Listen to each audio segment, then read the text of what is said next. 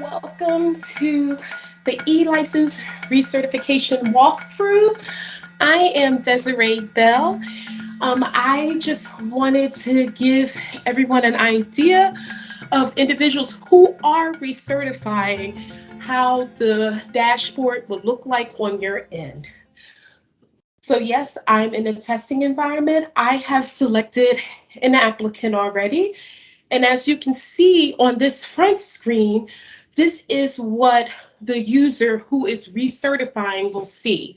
So if an individual has more than one license, as you can see with this individual, they will show up on this screen. So there's one showing that they are a certified peer. They also have a chemical dependency counselor license and another one that's currently preliminary, but that is closed and it's showing when it expired. So the purpose of this is to do the recertification walkthrough for a peer supporter. So I'm going to move the screen just a little bit closer so that you can see. So I am over, we're certified peer recovery supporters. And then as you can see, there's options here. So when you see the options, there's a little drop down arrow. You select the drop down arrow and then you're going to select renew. Or you can change your address if need be, or change the name, or download a wall certificate. But for this purpose, we're going to do renew. So we're going to select renew. So when you select renew, it will move to another screen. It says to renew certification, you have to follow these easy steps. So the easy steps are as follows. Make sure that your continuing education hours are complete based off of peer supports, expectations for what type of recertification courses you need to take. Make sure you download those things and make sure that you also adhered, make sure you don't have any criminal convictions. If you do not have criminal convictions, then you can select no and you will not be required to do another background check. So as you can see down here, it says eligibility. So there's two things you need to check off. Are you currently on probation or parole? No. And if you were, then you would have to get under the new rule, both a BCI and an FBI check. And then as of today, have you completed your 30 hours of continuing education? You select yes. And then you take your mouse cursor and select proceed to application. So you proceed to application. As you can see, there is an option for you to type down the title. You don't necessarily have to do that unless if you want to.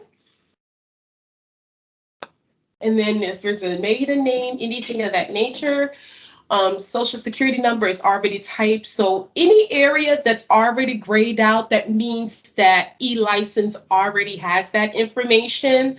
So, and then also the asterisk means that that's stuff that needs to be completed. And so I'm gonna scroll down, see if my email address is correct, my telephone number is correct. I am a United States citizen. And then you still have to, down here where it asks about your Latino or Spanish origin, you have to select no, which is already chosen. And then as you can see, your race is already chosen, unless if there's something that's changed. And then also list languages you personally use to communicate with patients. So I'm going to select English and I'm going to move it over to here. So my zip code is still the same. There's nothing that has changed. And then I've been born in the United States.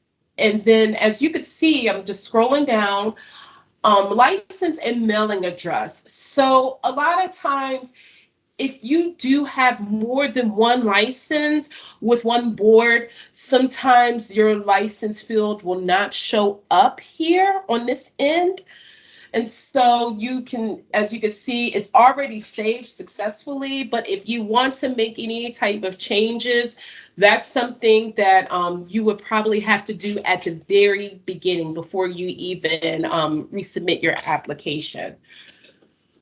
So license to the public, military service, no. And make sure you save and continue. There is an option for you to save and finish later, but when you save and finish later, it's not going to submit your application. It's just going to leave off where you are at. So I'm going to save an application. Okay. So here goes my education history. And as you could see as well, before I proceed, this black area here, it just shows your progress, personal information, background check. It's just showing where you're progressing at. And then the final thing is review and submit. But I just wanted to point that out there to let you know, like this is just showing where you are in the process. So everything is still current. So I'm gonna save and continue. And then answer the following questions.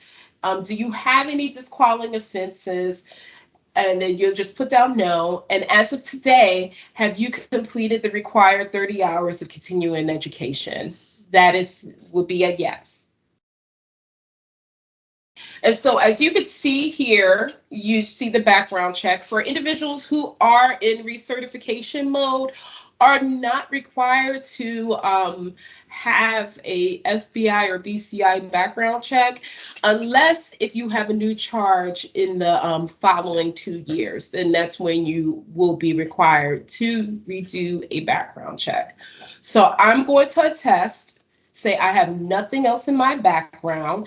And then I know that I attest to this statement by the box changing to remove attestation, which shows that I attest to that statement. So continuing education requirements, you are going to attach these items where it says add attachment, and you're going to get your attachments of your CEUs according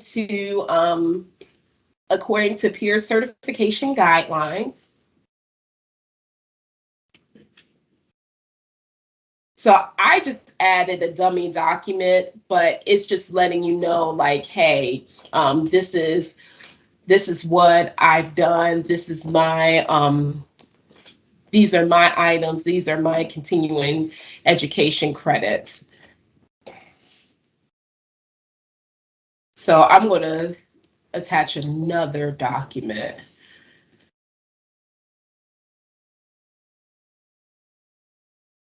Okay,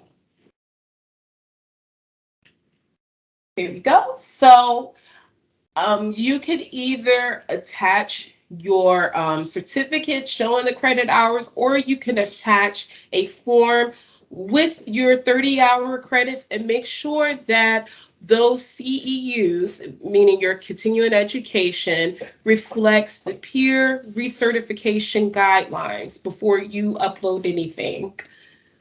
So I'm going to save and continue in this situation. Give the system a little bit to think about it. And you can see application review is completed.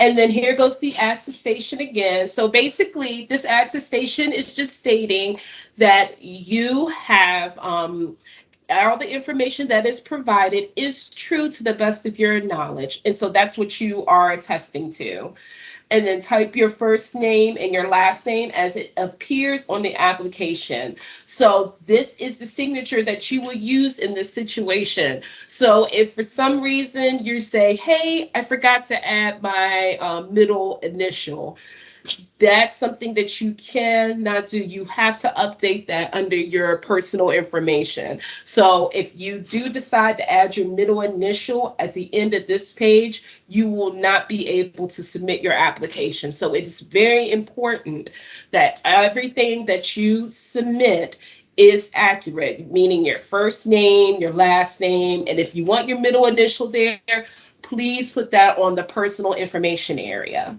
So I'm going to type this name as it is below where the parentheses are. And then I'm going to move down. And it says after clicking the submit button, you understand that you will not be able to go back because your application will be submitted to e-license for the peer service team to review.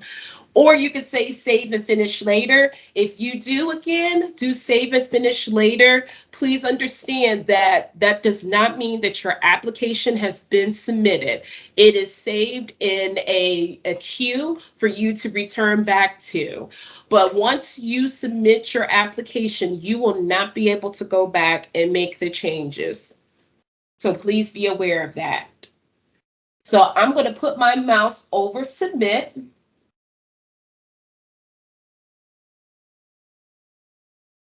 Give the system a little bit to think about it.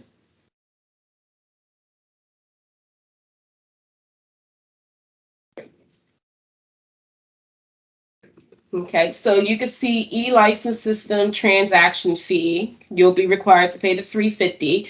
Make sure you take your mouse and select the checkbox. It's in regards to whatever your license number is. Then I select continue. Give it a little bit to think about it. Select continue again because I'm still in the checkout process. And then I'm going to select a credit card. So I select credit card, put in my information. But basically, you are going to type down your credit card information, your billing address, and then you select continue. And then when you select continue, it's going to show a thank you confirmation.